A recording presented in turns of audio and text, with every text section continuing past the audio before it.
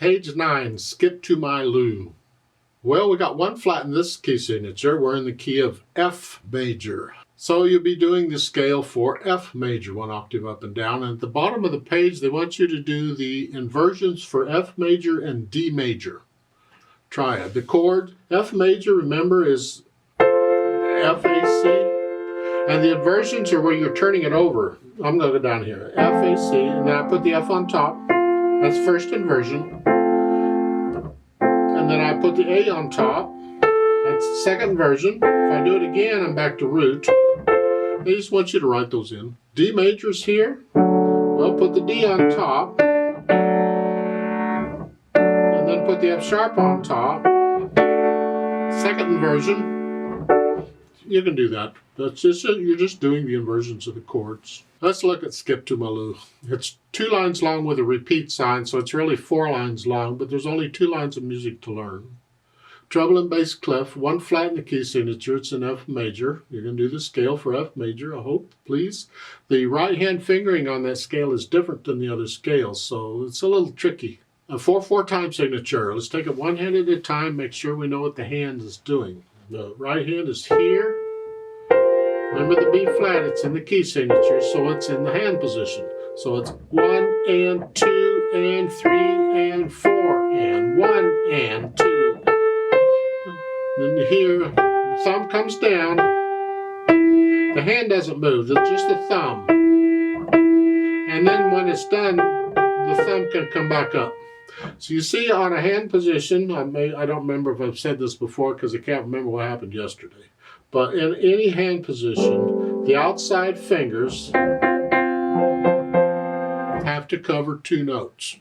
So these are covering 2 notes, and the outside, these are covering 2 notes.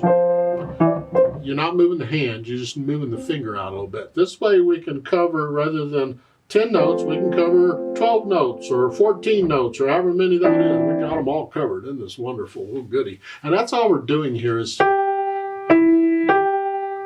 That's all we're doing in the right hand.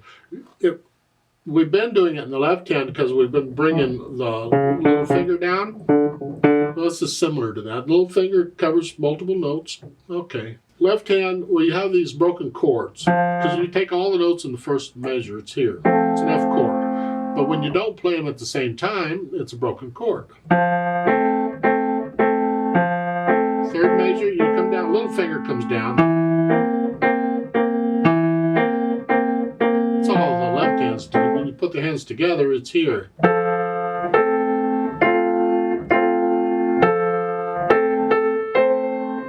Finger. You get the idea? You go through and put the hands together and then go back through it carefully and get rid of the hesitations. And also, if you can, try and get to where you can play this without looking at the keyboard. So when you're going down one note or whatever, or up 1 note, you can feel that without having to look. You'll have to look at first, but eventually you want to get to where you don't have to look. And then I think about the articulation, which they don't give us any, but we can follow the words if you want. It's choose your partner, skip to my loo, choose your partner, skip. I don't like short phrases. That would be every minute. I'd lift up here. Lift up, so it's every 2 measures. I'd lift up in the right hand for a phrase. In the left hand, I just play it.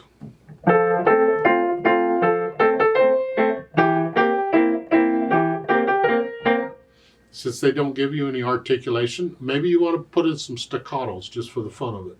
Just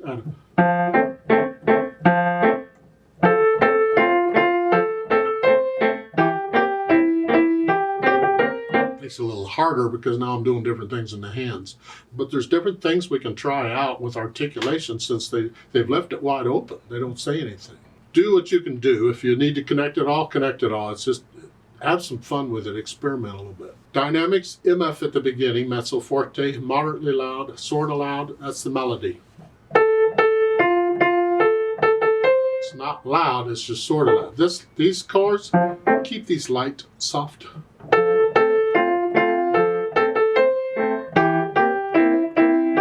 We want to hear the melody. Now, if you're struggling with that light, when you're practicing the scale, do it with the scale. the F major scale.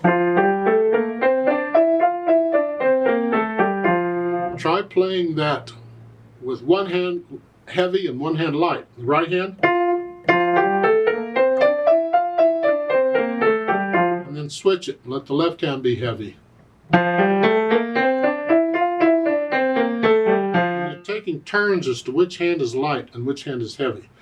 Don't go as fast as I'm going. I do it because I want to shorten the video a little bit. You got to go slow on these. And just think really heavy, light. This. And just, I'm using a lot more weight in one hand than the other. When you're doing the scale, you're doing scales. Anyway, you just well practice these other things. You can even do the staccatos and stuff with scales. Then try connecting one hand and staccato in the other. And then switch it. I mean, as I said, you're doing scales anyway, so use the scales to practice these other things. You don't need a bunch of exercises, is what I'm getting at. I used no exercises whatsoever in college. None. Scales and arpeggios is the only thing I was ever needed, and I could do everything I needed on those for the most part. There's a few exceptions, but for the most part. Now, speed. Jocoso, well, that's playful, fun, happy, whatever. This is a party piece. Have some fun, have some wine, or I don't know.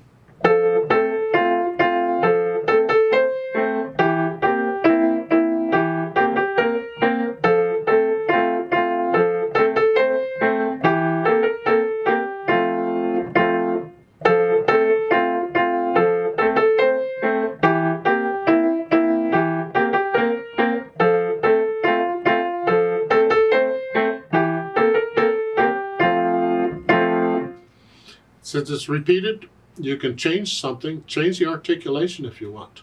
Play more staccatos or something the second time around. It just would rather not play it twice exactly the same way, is what I'm getting at. Change something. You can't really change the notes or the rhythms and all that, but you can change the dynamics or the articulation or something like that. Experiment.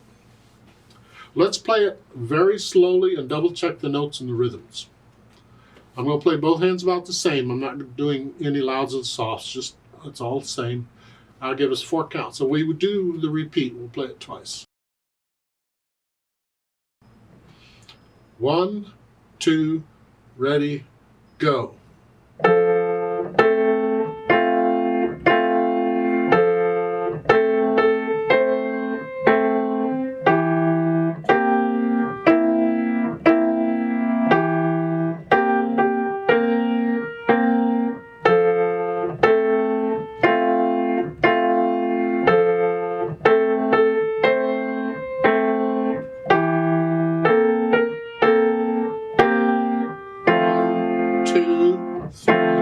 Repeat.